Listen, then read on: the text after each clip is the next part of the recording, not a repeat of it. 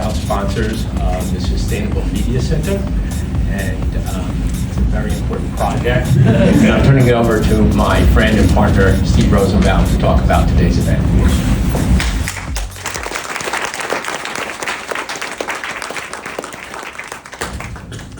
So my name is Steve Rosenbaum. I'm the executive director of the Sustainable Media Center. 30 seconds on what we do. We're here because of all of you. We're here because we think the topic of how social media is impacting young people, our society, democracy is critically important. And we also think it's intellectually really complicated and interesting. And so when we look to gather people, we want to bring together people who have a lot to say, as you will find in the next hour they do, but also who don't necessarily agree with each other. And within the advisory board of this organization, there are people that feel very, very strongly about phones not being in the hands of children. We have other people that feel like it should be modified. We have people who think the problem is software. We have people who think the problem is Section 230. And we find those conversations fascinating. And, I will just, before I introduce the panel, just say one thing about optimism. Those of you who are old enough to remember will remember there was a time in this country when cigarettes were everywhere. They were on airplanes, they were in restaurants, they were part of our society, and they seemed permanent. And then, magically, not through a single thing, not through a piece of legislation, not through some magical, but through a whole series of changes that included both media, technology, activism, cigarettes, essentially were removed from society. I think it's possible to believe that we're going to look back at this last 5 or 6 years and go, boy, that was a really bad chapter. I'm glad that we focused on that. So we're not going to do it overnight. We're all going to work together. For those of you who are not members of the organization, we'll be here afterwards. We'd love to talk to you. For those of you who are already on the advisory board, we so appreciate that you're here. And with that, I'm going to hand the conversation over to Emma Lembke, who's going to introduce our guests. Emma. Hello and welcome. My name is Emma Lembke. I am a rising senior at Washington University in St. Louis, the executive director of the Log Off movement, and the moderator of today's discussion with these completely outstanding thought leaders in the space.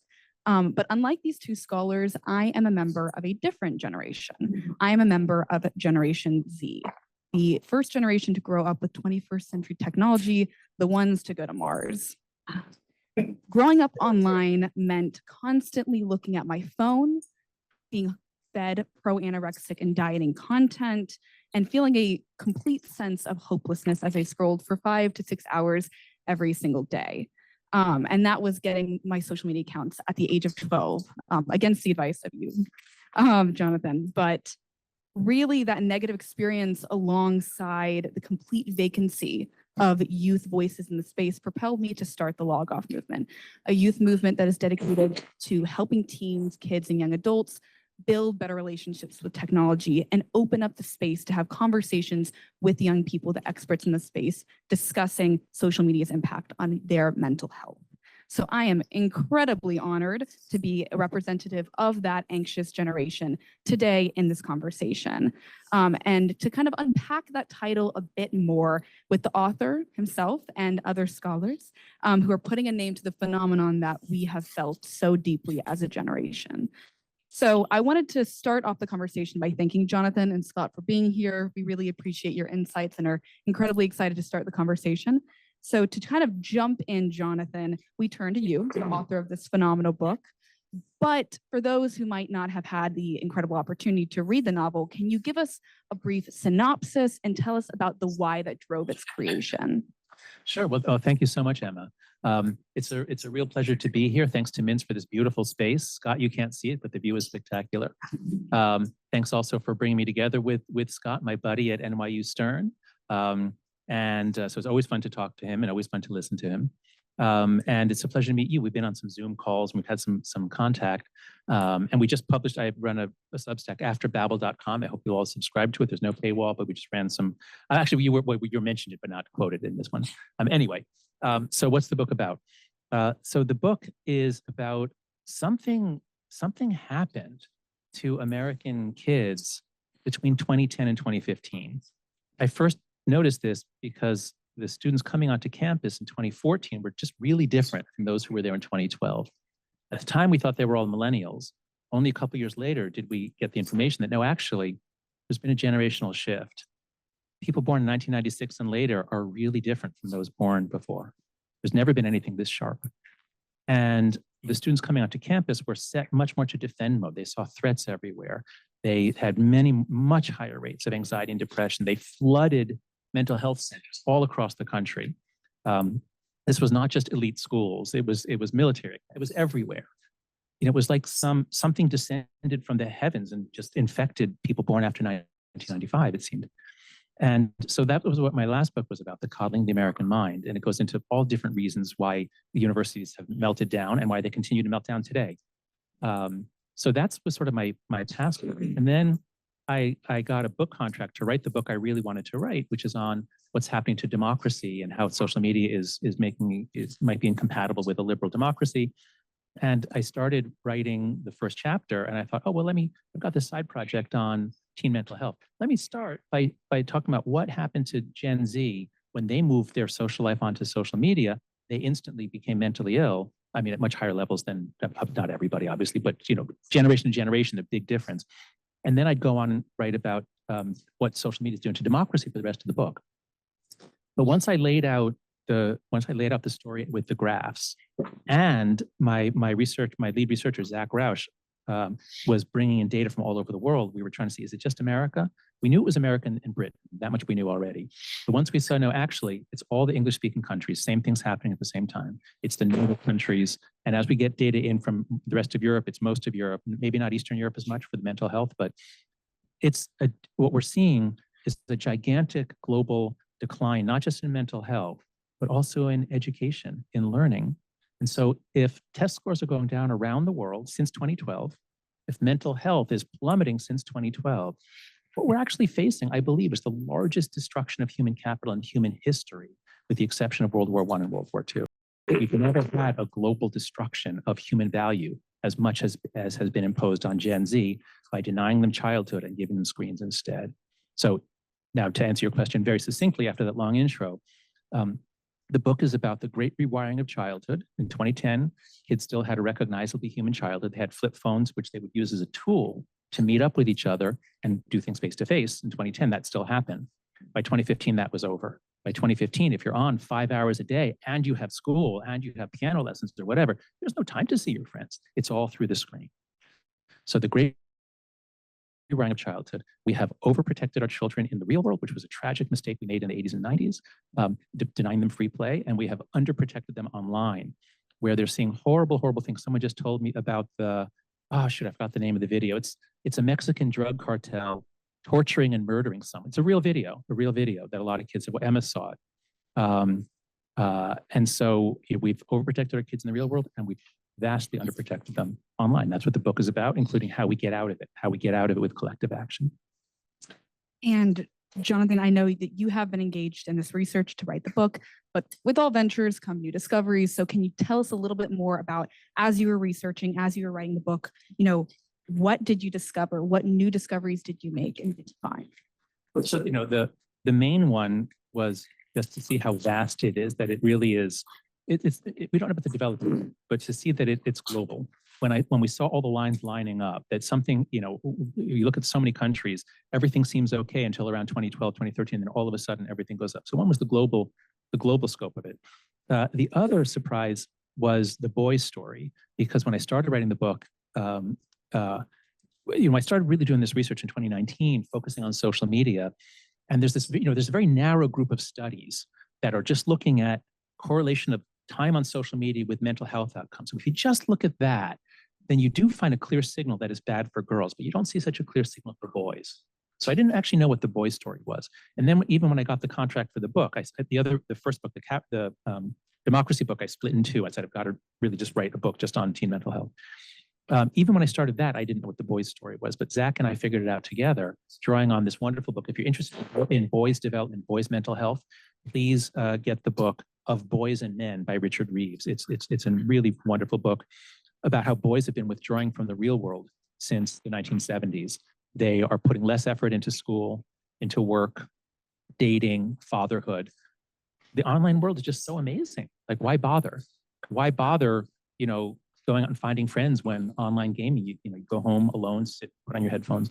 Why bother with a girl when porn is so amazing and so easy? No embarrassment, you don't get rejected.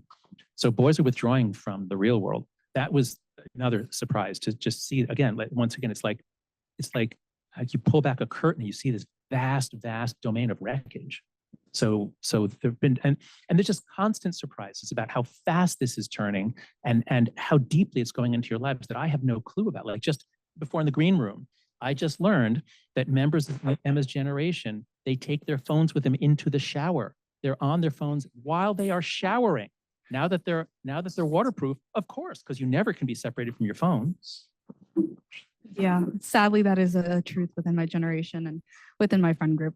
And Scott, I kind of want to turn to you now, going off of that conversation, specifically looking at the impact that social media has had on young boys. I know that you are a father of 2 young boys, so I kind of want to hear about your experience as both a scholar and as a father in reading and thinking through this book.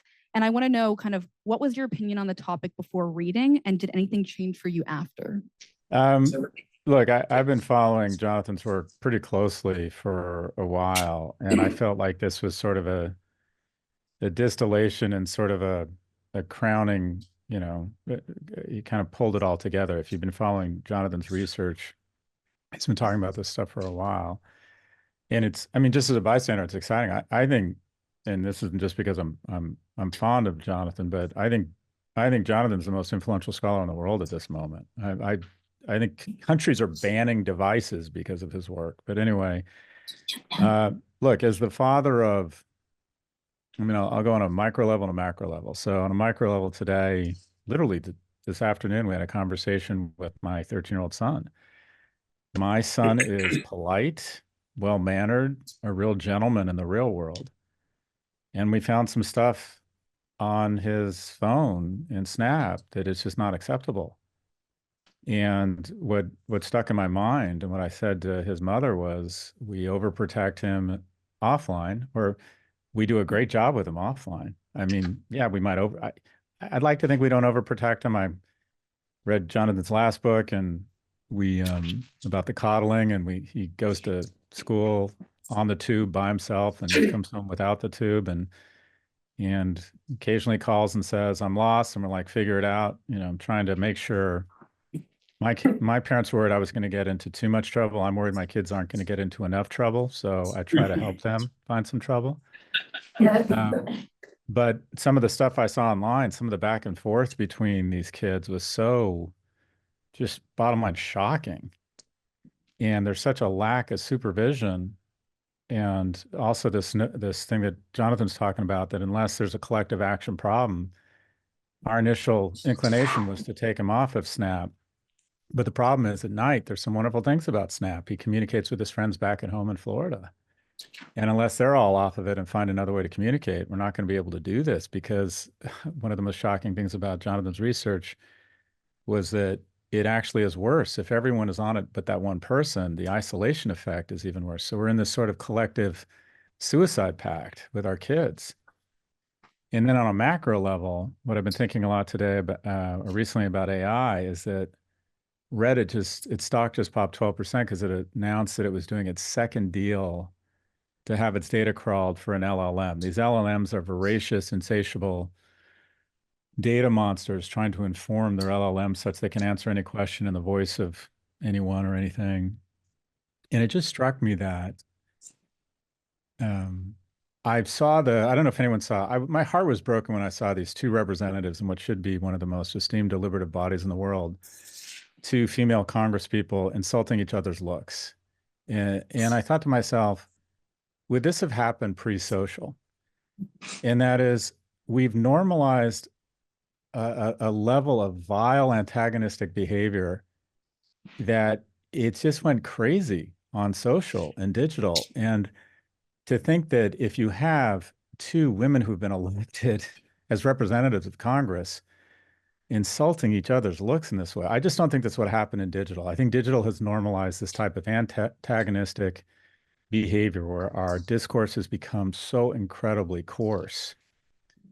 And what I found frightening is I thought, okay, if these LLMs are crawling, I think we're going to ultimately have 4 or 5 kind of sources of truth that inform all of our term papers, all the media. I think instead of going to the Atlantic, we'll say, summarize today's business news in the voice of Reuters. And we won't even go to the Reuters website. Or we'll say, please break down what's happening in Iran and the implications of the helicopter crash in the voice of Fareed Zakaria. And we won't even go to CNN. And there'll be 4 or 5 sources of truth for all of us. It'll dictate the way we view the world. And then the question becomes, well, where do they get their source? And they're crawling the digital world. But the unfortunate thing is they're not crawling the real world. When I'm outside this morning, people ask me what breed of dog that is, or they come up and say nice things to me, or they comment on my kid, or they're just lovely. They're just lovely. But these LLMs, these sources of truth, aren't crawling what's best about us. They're crawling the comments section on Twitter. And so are we slowly but surely digressing, in addition to a generation of anxious kids, are we digressing to a society where every memo, email, view of the world is basically scraping the froth off the cesspool of the cesspool that is online? So, and I might be in sort of I don't know if I'm onto something here and there's insight, or it's just another function of my depressed boomer self seeing the glass is half empty. But it frightens me that we're not crawling what's wonderful about us. People are wondering, I don't know about you, Jonathan, I see some of the shit posting you get online. In general, I would bet when people come up to you, they're lovely. When people come up to me, they're lovely. And yet online, when I talk about Israel, people call me Professor Genocide. No one's ever walked up to me and called me that in person. So are we just going to continue to normalize the worst in us with AI that begins collecting, distilling, and then disseminating anonymous content, standard behavior that is well below any standards we've had in the past? So unfortunately, I think some of the trends and unfortunate things that have happened with young people, hopefully we're beginning to address those. I'm worried that it's going to jump the lab and infect all generations. Jonathan, do you have any response to this kind of proliferation of antagonistic behaviors? Kind of, how do you respond to that? Oh, sure. No, I mean, Scott and I, we've talked a few times on Pivot and on his podcast. We're both extremely alarmed about how interacting online with strangers who may not be using their real names. Everyone's on the stage, everyone's performing. This is driving us all mad. And now Scott and I are both extremely alarmed about how AI is going to make this much worse. And so this is all what's coming, and not in 10 years, but like this year and next year. This is all coming. And it's really hard to figure out how we deal with it legislatively or socially. So if we can't quickly make progress on the issue of teen mental health, where almost all the parents see it, all the teachers see it, all the school principals see it, all the psychologists see it, other than 6 who are criticizing me and saying that I've confused correlation for causation. If everyone sees it and it's completely bipartisan and it costs $0 to fix, we can fix this with no money. So if we can't do this, then it's game over and we should just roll over and die in terms of the problem stopping. And honestly, my generation feels it too. I think everyone kind of sees the issue, but members of Gen Z are beginning to really stand up and fight for change so that younger generations don't go through the same negative impacts that we've really felt. Yeah, I just want to talk about how important that is. So one of the main arguments used against me is, oh, this is just another moral panic. This is what adults did about comic books and radio and the bicycle and everything new that the kids are doing. To which I say, in a traditional moral panic, the kids aren't joining in and saying, yeah, these bicycles are destroying us, take them away. Oh, these comic books are destroying us, they're addicting us, please, take them away.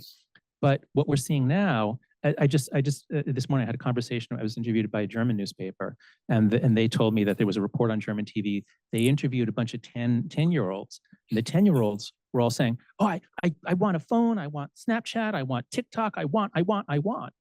And then they interviewed 18-year-old Germans, and they mostly said, oh my God, I wish I didn't have this. This really messed us up. And so the fact that Emma as a junior in high school, you started this. The fact that we are now seeing these youth-led movements, this I think is going to be transformative. I share Scott's pessimism about all the big risks to the country, but I'm wildly optimistic that we are going to fix this year, not entirely fix it, but like within 1 year, it's just going to be understood that just like you don't give cigarettes to a 10-year-old, you don't give a car to a 10-year-old, you don't have 10-year-olds in strip clubs. Like there are just places that are not appropriate for children. And we're going to get there within a year, not across all classes. This is actually going to be a big issue. It's going to unfortunately be more, most likely it's going to be more the educated, strata of society is going to adopt these changes. But you have to start somewhere, and it will change. It will go throughout the society as the case of cigarettes did, actually similar with cigarettes. And also similar with cigarettes, one big role was looking at the companies themselves. So one follow-up question I really have, and I think a lot of us are interested in, is the role that big tech companies play in the creation and the mitigation of this crisis. So I turn to both of you, specifically I'll start with Scott, to ask, what can we do as civil society to change the behaviors of these tech companies producing these corrosive, algorithms and damaging young people's mental health? So the host referenced cigarettes at the beginning of the talk. The thing that really made progress against cigarettes was class action suits that levied enormous fines against them. And I don't think any of this changes. So what will not work? Believing that Sam Altman is a different generation of a better human who with hushed tones and what I'll call like hippie on MDMA talk sounds like. That's not going to solve anything. We heard the hushed tones from Jack Dorsey. We listened to Sheryl Sandberg tell us we're proud of our progress, but we need to do better. For-profit companies are doing their jobs. They are so good at making money, they shouldn't be trusted to do anything else. And what we need is regulation. And we need an elected body that isn't a cross between the Golden Girls and the Walking Dead, that actually understands these technologies and can craft legislation, not put out ridiculous guides to legislation as Senator Schumer just put out. That's not helpful. A guide or a road, I think he's calling it a roadmap to legislation. In my view, it's not that complicated. Any algorithmically elevated content should remove or not be subject to 230 protection. The argument for 230 is this is a bulletin board, and we can't control and police what people put on the bulletin board. That is, and they use the term nascent companies. These are no longer nascent companies. This is 26-year-old legislation. That argument has real intellectual heft. But if someone posts something on a bulletin board and then you take it down and mimeograph it or expand it to 3 million times the size and then repost it, you have made an editorial decision and you are now a media company and should be subject to the same rights and responsibilities as every other media companies. And if you spread misinformation or disinformation saying Dominion voting machines are controlled by a dead Venezuelan communist, and you know it's a lie, Fox is fined $800 million. But what happened at Fox was a dumpster fire compared to what happened at Meta, which was a nuclear mushroom cloud. So if you algorithmically elevate content, you lose Section 230 protection and are subject to the same responsibilities as all other media companies. Because here's the bottom line. If there's a parking meter in front of your house and the parking meter costs $100 an hour, but the parking ticket is 25 cents, you would break the law. And this is what they're doing. The financial incentives tell them to break the law. Even further than that, I believe if a 14-year-old girl in the UK, and this happened, goes into her room, she's bullied, she begins having suicidal ideation, the algorithms at both Pinterest and Meta pick up on this ideation and in no time flat send her an email that says, and I quote, "Here are some images on suicide that we thought you might find interesting." And there are images of nooses, pills, and razors. And then the parents go into that room the next morning to find that their daughter is gone. Somebody needs to go to fucking jail. And until someone goes to jail, this doesn't stop. So we need courts, we need regulation, we need laws that severely punish them financially And somebody needs to show up in an orange jumpsuit, or we're all just going to sit around and talk about how terrible this is. We've had 40 hearings on social media and child safety. We haven't had one law. So these companies aren't even they're culpable, but they're not the culprits. The culprits are the people in this room. We can't seem to get our act together to elect people who will affect laws that hold this technology to the same standards as we have held every other sector.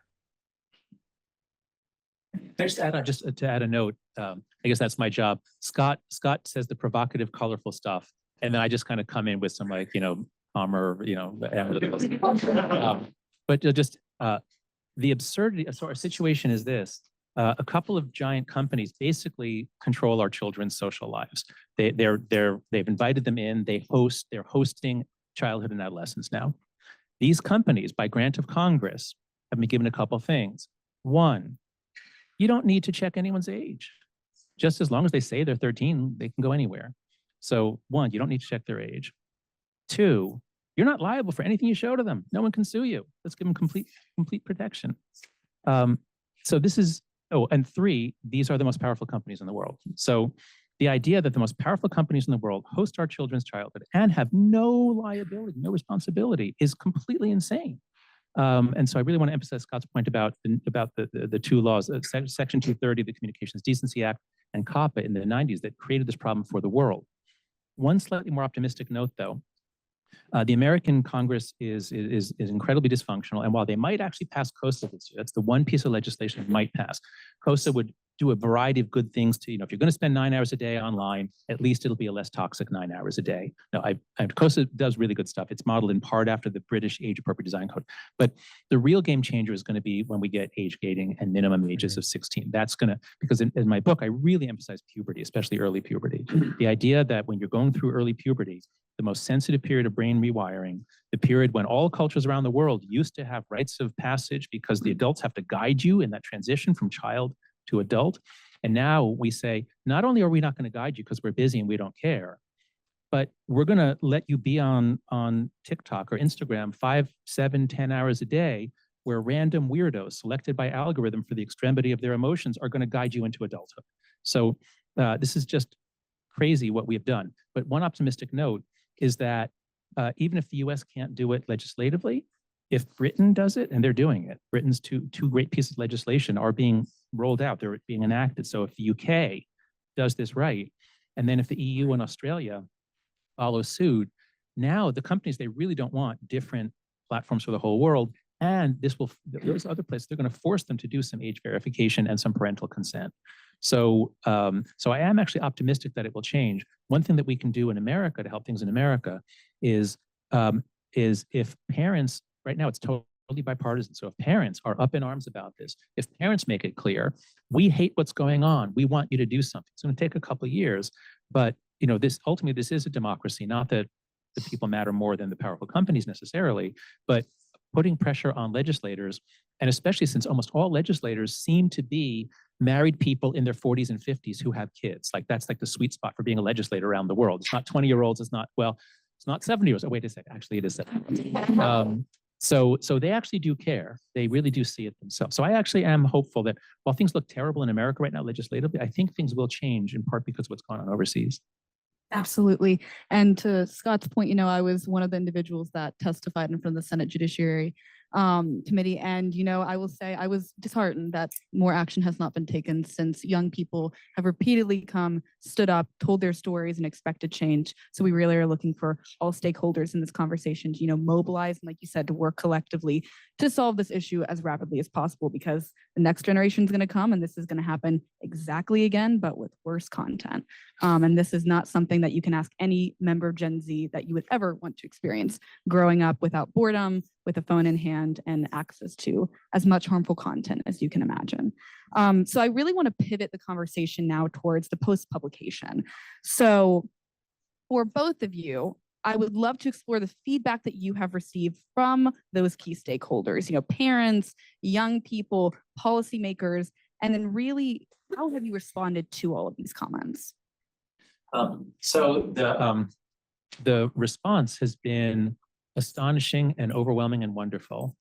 Since I started talking about this work and presenting and laying out the story, beginning sort of a year ago, I've gotten standing ovations from the audience, which I'd never got before, because parents are so desperate. They know something is wrong. They don't know what to do. And then when they hear the story that I'm telling the book, like, oh my God, I'm heard. Someone understands what's happening, and here's the way out. So the response from parents has been overwhelming, entirely positive. The response from legislators has been overwhelming, entirely positive. A lot of governors, I've spoken with Spencer Cox in Utah, the governor of Arkansas, New York. So governors, legislators across the party lines they really want to do something. Their parents, and they see it's a winning political issue. So that's been overwhelmingly good. There's been no response from the tech companies other than I'm told from journalists that they're sending around papers by their favorite researcher and then they say, oh, look, this, Haidt is wrong, read this paper. So that's fine. They have a PR department. They should be doing something. And as long as they're doing that, rather than leaving dead horse heads in my bed, like that's fine with me. So there's been no response from the tech companies at all. And from Gen Z, I don't hear that much from them, but I was so heartened that you are hearing from people who are reading the book and saying that they support it, they agree, they don't feel disrespected, they feel understood. Is that right? Oh, absolutely. I was really, really shocked by the turnout that I've seen from young people specifically as it relates to the book. So many books have been published, or people have attempted to reach Generation Z and encapsulate their experience. Like, how does it feel to grow up with technology? And I truly do think that this is the first book that has hit the mark, that has resonated. I've had young people come up to me asking, can we have, live streams, ironically live streams about chapters? Can we explore this further? Can we talk it through? And I think that really shows that we're at a crucial moment where there can be these intergenerational partnerships that can help propel us forward. That's really encouraging. I was puzzled too that, because this was not my field originally. I've been in it since 2019, but for a lot of people who've been studying youth mental health and social media and things like that. But and I have a bunch of books on my shelf, but the response the approach generally is, well, we have to meet the kids where they are. We shouldn't be too judgmental. There are pluses and minuses. This is what most researchers were saying for 10 years. And my response is, the kids are playing on the express train tracks. I'm not going to meet them where they are. I'm going to take them off the express train tracks. Scott, do you have any points to add, anything to the discussion? Look, I've struggled my whole life with the difference between being right and being effective. And, Jonathan has made more progress in the last 10 weeks than I've made in the last 10 years. I've probably met with 30 senators, 50 Congress people. I've been at this for a decade, and,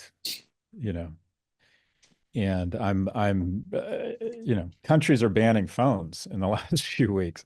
So this is, I think Jonathan is rallied a level of or gained a level of traction that finally a lot of us have been hoping for. So I'm very encouraged about the traction or just the inspiration that seems to be taking place, or the movement, actual effectiveness over the last couple months after John's book came out. Absolutely. And in talking about young people, I thought it was really great that I turned to my peers and asked them, what do they want to hear from both of you? What do they want to know about the novel and beyond? So a young college sophomore from Massachusetts had a lot to say. He expressed his gratitude for both of you for your work, shining light on technology's adverse effects, speaking up about it. But he also voiced his immense frustration with other teens for not understanding the issue at hand. His question was, as a member of this anxious generation, how do you make the case against social media to disengage young people, to convince them that social media is actually an issue? What have you found to be the most effective tool for getting to these people? Do you know how old he is? Do you know how old that student was? 19. Okay. The main obstacle I faced is resignation, the sense that this is, the train's left the station, we can't undo this is the way of the future. And what's interesting about older teens is, as we said before, whenever they're surveyed, they generally say that they wish these products didn't exist. They see that they're in a trap. And then if we offer them a way out, like, what if, would you leave TikTok? No, I can't, because everyone else is on it. But what if everybody's left, or what if it was banned? Then people say, oh yeah, that would be much better. Now, what we're talking about here is a very rapid change in global thinking about this. It's not going to hit everybody at the same time. Most parents are immediately receptive because they've seen it. Most 14-year-old boys who really enjoy playing multiplayer video games, are they going to suddenly say, yeah, you know what, this is really bad for us? No, they're not going to say that because they are fun. The games are incredibly fun. So I think it's going to take a little while to get through. And the key that I keep pushing is don't just focus on the phones. Don't just focus on taking away phones or delaying. Think about it as two different kinds of childhood. Which do you want? Do you want the kind your parents had, where they had a lot of freedom, they had a lot of fun, they had adventures, as Scott said, they sometimes got into too much trouble? Do you want one where you actually have memories, where you might actually, in 50 years, as I do, talk to my friends from high school and remember like crazy things we did and fun times? Or do you want the childhood that you have now, which is entirely online? And in 50 years, you can be reminiscing with your buddies. Do you remember Fortnite Battle 27,362, where we were caught behind that water cooler, and I faked that guy out and we escaped? You remember that? Like, no, I don't remember that one. So it's gonna be very sad to be missing human childhood. So the more we make it not like we're taking away these things, you have to sit and look at the wall, the more we make it, you know what? We want you to be out having fun with your friends. We're going to loosen up. This is our fault. We're not blaming you. We screwed up by overprotecting, by being too fearful in the real world. And I've spoken with the parents of your 3 best friends, and we're all doing this together. If the kids are 10, they don't have smartphones yet. We're gonna give you a flip phone next year at middle school, a flip phone, and we won't get a smartphone until you're in high school. But you're not the only one. The 4 families were doing it together. And we're going to really encourage you guys, when you're 11, take the subway to Coney Island. Here's money. We'll send you to Coney Island. Have fun. So if it's presented as a really more positive vision of childhood, then I think it'll get through. And Scott, for you, what have you found to be most effective for your audience, your students, and your children? Well, look, you can't drink till you're 21. You can't be elected to the House of Representatives, you're 25, Senate 30, President 35. And it's because young people have poor judgment. That's the whole point of youth, is you are more risk aggressive, you make mistakes and you learn, and as you get older, you're supposed to have better judgment. I'll jump topics now, which is always dangerous, but I will circle back to this one. I draw sharp relief between the wide berth I think we should give a 19-year-old on campus saying really vile things or doing stupid things right now at these campus protests. If they harass somebody or they get in the way of someone's access to a facility, I think they should be suspended or possibly expelled, but I don't think their life should be ruined. I think you cut a really wide berth for a 19-year-old on campus. I'm glad a camera wasn't following me around when I was 19. I think faculty should be summarily fired. I think if you lack the critical thinking to get in the way of teaching or in any way threaten commencement, or you don't have the skills to the critical thinking to empathize with a murderous autocracy, then we screwed up and we should fire you. And the notion that somehow social protest exonerates you from all responsibility to your employer is a huge misdirect. Now, why do I bring up another issue? I think we have to hold, I think if someone had said to me, Scott, sneaking into the garage and looking through your dad's Playboys late at night is bad for you. It could turn you into a misogynist. It could give you unrealistic expectations around sex. I would have nodded my head and then waited till everyone was asleep and gone back into the garage to look at Playboys. So I'm hopeful that kids, I do see this. I've had my 13-year-old say, I've spent too much time on screens today. He's actually said that to me. So I'm hopeful, but the onus isn't on them. The onus is on citizens and people who are elected to prevent a tragedy of the commons, into the American Pediatric Association, into the CDC, into these wonderful institutions we have to pass laws. I think to expect the better angels of tech CEOs or of children to self-regulate is just insane. I think the adults have to act like adults and prevent what's happening, currently with our children, with laws. I think parenting does play a role. I love what Jonathan said we're overprotecting them offline and underprotecting them online, and I've taken that to heart. But I think that the adults have to take over here. I don't think we can wait for tech. I don't think we can wait for kids to come to the realization themselves. I think some of the kids are inspiring, but at the end of the day, there's a reason why people above a certain age are running our government. We should expect more from them. Absolutely. And I think we are going to jump to a Q&A section of today's portion. So we have extraordinary people in the room from all kinds of backgrounds. So raise your hand. We'll try to get to as many people as we can. Right here.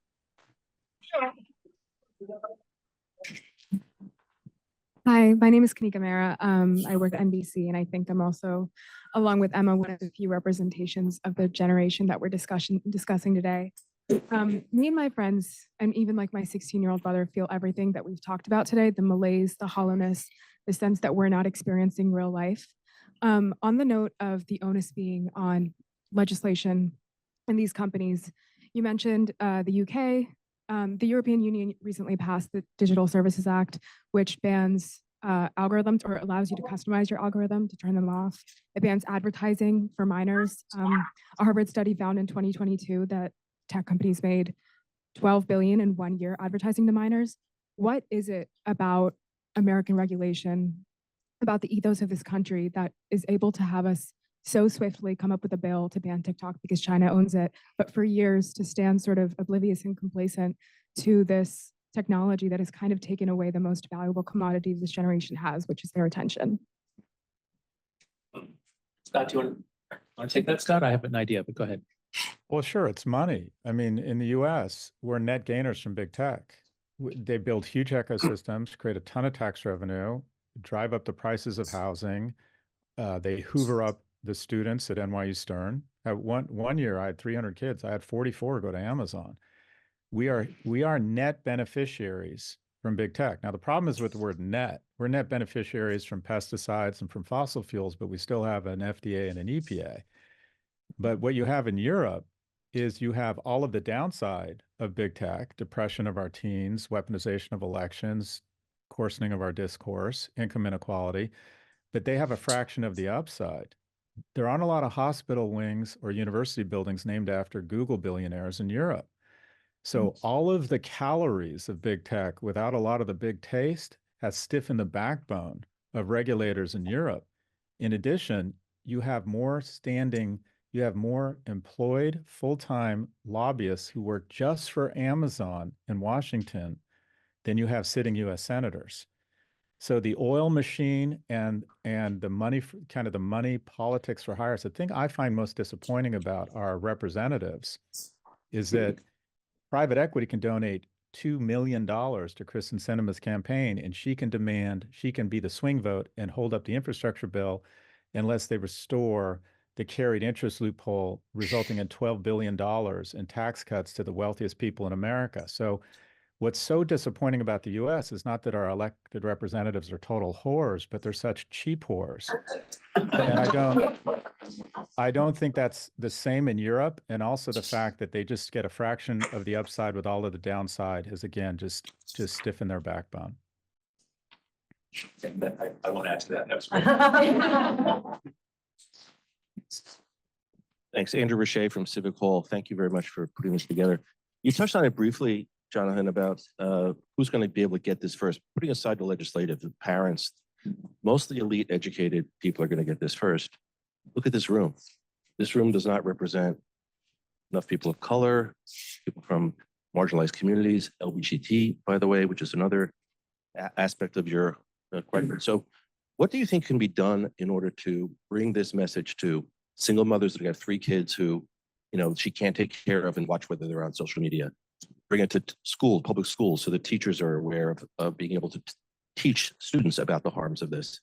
This is a very elite audience, and we need to figure out a way to get to a much larger population. Yeah, certainly. Thank you. That's a very important question to get this done properly and fairly. So what the data clearly shows about differences is that who is on screens more, and it is so white families less, Black and Hispanic substantially more, an hour or 2 a day more, married parents less, single parents more for the reasons that you say. One of the reasons that we all fell into this is that these things are amazing babysitters. All you have to do is give the kid the thing that she most wants. She's seen it. She loves it. She's always asking for it. And if I just give it to her, we all are happy. So single parent homes much more than married parent homes. So there are going to be all kinds of class and racial differences. We used to think that the digital divide was this terrible thing where all the rich kids had computers and the poor kids didn't. So let's make sure we get a computer on every desk. Every kid needs their own Chromebook, their own tablet. I didn't talk much about educational technology, but educational technology appears to be making the entire planet stupid because they are incredibly distracting. So even though there are theoretical benefits to having these devices, the distraction effects are so enormous that they wipe everything out. So where I'm going with this is this. The richest of the rich, the tech barons themselves, send their kids to places like the Waldorf School, which has no technology at all. Now, I shouldn't say that there's a computer room. They can learn to use computers in the computer room. Whereas public schools are trying to raise money, trying to get everyone multiple devices. This is why phone-free schools are so important. Phone-free schools are actually an equity play because since poor kids, single parent, since they're on it a lot more, they would benefit more from having 6 hours a day Makes it so away from their miserable phones. to do my job. So there's something Miserable to do my job. crossing. I know, I'm just saying that it's real. We might have to. There's all this data behind it. There might be some audio. We don't know whether it's from Scott's channel or from. It might be one of it's a the Zoom. viewers. Maybe. Oh, just yeah. If someone can mute. I think they're muted. Okay. In any event. In any event. Complaining about data, so we know. But phone-free schools is the simplest, quickest thing we can do. We can do it almost everywhere by September. All schools should go phone-free. That means phone lockers or yonder pouches. It does not mean a rule against using your phone in class. That's nothing. Then it just takes time. Look, smoking got wiped out first among the educated, and then gradually it moved down. So we just have to be looking for ways to help it move. We have time for just a couple more questions. Thank you. I might kind of go back to a little bit about information, misinformation, disinformation. The cat is out of the bag, Pandora's out of the box. What do we do? Because there's a lot of misinformation around on social media. I think it's unfair for Gen Z to be given the, different versions of so-called truth.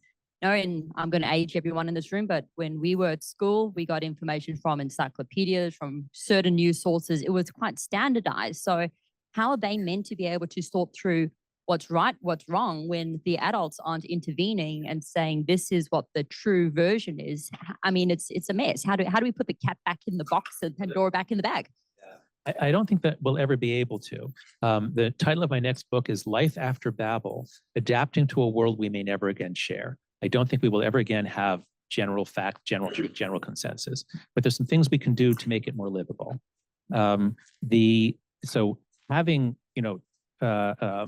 verifiers, people who say what's true, what's false, that is always going to be used by one side against the other. That's the charge that the right has against the left, and there's some grounds for it. So I'm not a big fan of content moderation. What I think would be transformative would be if the big platforms either had by law or by policy something like a know your customer law, where you actually just, in order to open an account on our platform, you have to actually show you're an actual human being, you're in a particular country, and you are a certain age, or you're older than 18 or 21, whatever it is. So imagine if Twitter and Facebook and all the other platforms that are used to manipulate countries all around the world, they're being used very well by authoritarian countries. I'm sure they're being used by the CIA and the NSA. But imagine if, rather than letting Russian agents open 1 million accounts, you actually had to prove that you're a person. I think the whole information ecosystem would be so much better. That's like a way that we can adapt to the craziness that's going to be with us forever.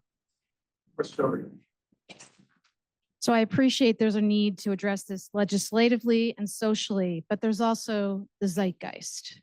There's also the stories that get raised up in movies, on Netflix, in podcasts, if these kids read books. But what is emulated as this is cool, this is hip, this is now, this is the way you have a childhood, is not seem, oh, that's so retro, or that's so dinosaur, or you're a boomer, mom. I'm Gen X and I'm proud of it. But the point is, the stories that are told and the imagery of what childhood can be like. There's a role for Hollywood and podcasters and everything else. So how can we add that component to what parents and educators and legislators can do? Yeah, I'd like to actually pass that to Emma. What do you think would be appealing? You know, is it Hollywood movies are going to change the way, or is it, and what could the media do?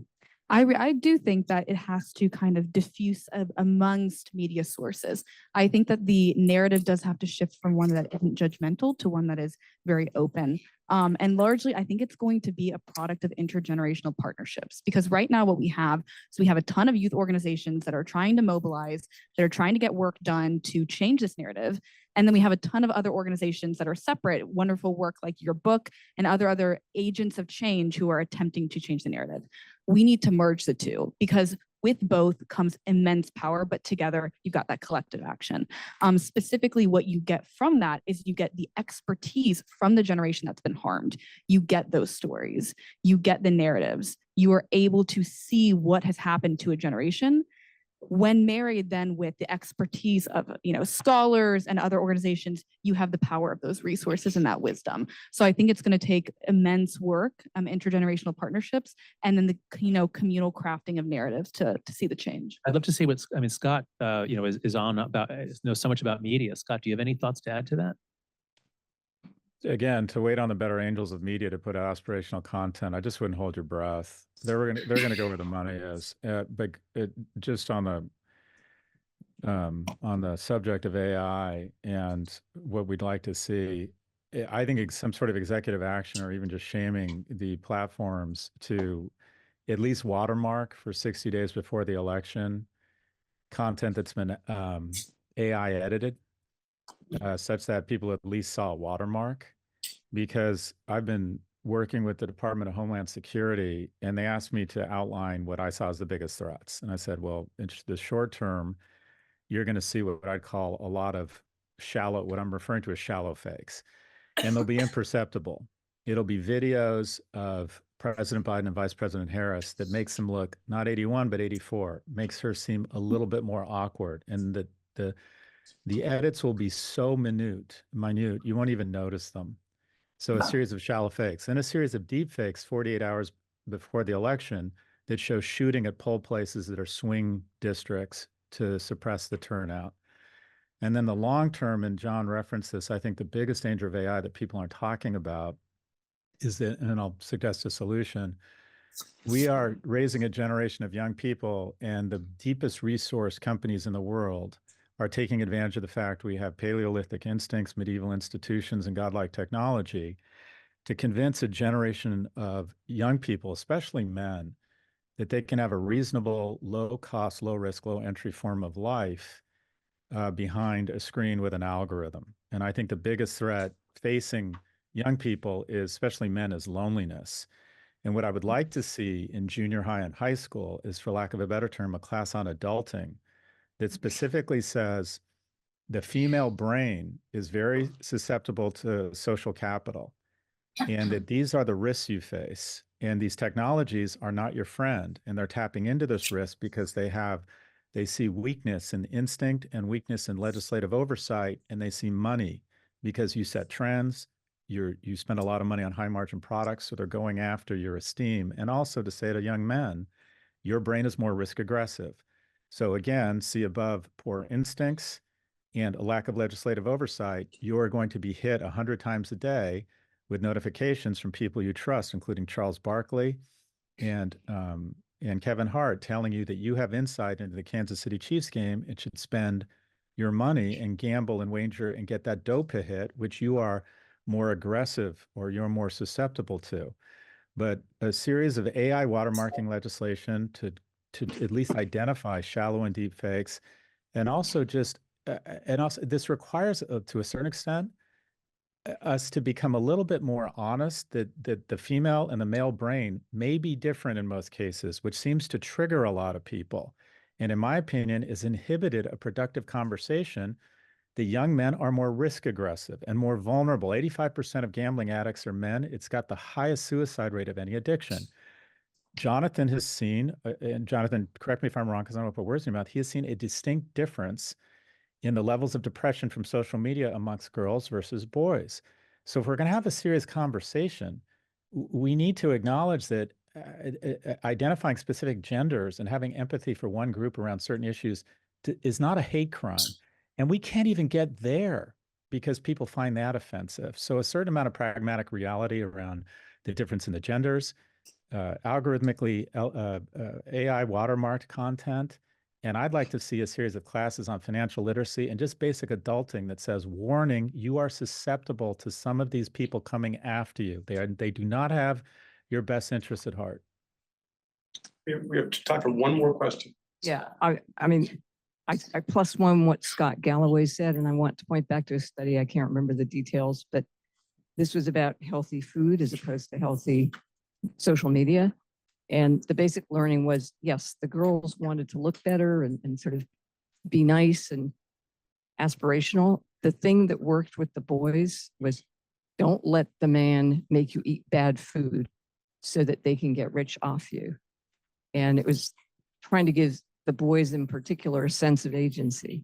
And that's what they need, along with, as you said, this economic self-awareness about their own motivations and self-awareness about the motivations of these businesses that stand to lose a huge amount of money. So just the other thing that got me, it will cause a loss of money, but it will cause a loss of money that is earned by destruction rather than by creation. Just a brief comment on that. I didn't know about that study about appealing to boys, but it makes sense. And it's an illustration of Scott's point that there are differences between, on average, between boys and girls, between men and women. One is that men have a stronger sense of reactance. If you say you can't do something, or I'm going to push you to do something, boys and men are more likely to say, oh yeah, I'll show you, I'll do the opposite even more. So that is definitely a thing to harness. A hopeful point is this. When I was writing the book, mostly in 2022 and 2023, I was so careful and so nervous about talking about sex differences. I knew I had to do it, but I kept reading like, oh my God, somebody was going to be so upset. Like, how dare I say that there are men and women, boys and girls, that there are differences? How dare I say that? And I wrote it really carefully and really try to ground it in research and made lots of caveats. The number of objections I have had to the book on grounds of anything about gender and my saying that boys and girls are different, the number is 0. Like, not even on Twitter have I seen anything. So I'm just gonna ignore that over thing. Let's see if you can track 2 voices at once. So anyway, I think what we're seeing on campus, and this is actually relevant to a lot of other stuff, what I've been tracking on campus is that we lost our minds. We had a cultural revolution that began in 2015. It ended December 5th, 2023 in that Senate courtroom, that House hearing room actually, where the 3 presidents testified. Higher ed has been so humiliated for its some of the absurd things it began doing, some of the ways it accommodated to the demands of activist students. Elite higher ed sort of made its bed, now it's lying in it, and now it's there for all the world to see. Part of that humiliation, part of the, actually, and I was inspired by my talks with Scott to talk about how we used to have the greatest brand in the world, but we engaged in the greatest act of brand self-destruction ever. That actually has meant that there's actually now more room for people to say things that some people won't like, at least on campus, whereas it was really orthodox from 2015 to last December. So I think we can have more productive conversations now about boys and girls. I would like to say, what an extraordinary group of people. Thank you